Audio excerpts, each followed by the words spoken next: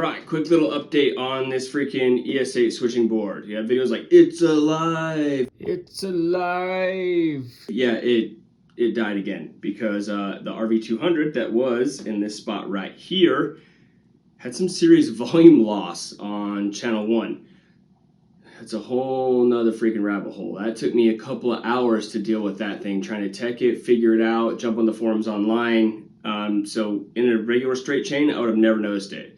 But when you switch it and punch it in and out, having that crazy volume drop, that was not okay. Now, there is a buffer in the ES8 that you can correct that, but that's every single patch that was on, activated and unactivated, plus I'm going to do a bunch of MIDI switching. I'm not going to program that. That's ridiculous. We're just going to swap out the reverb. So with the RV1, Walrus Audio, sounds freaking awesome, still MIDI controllable.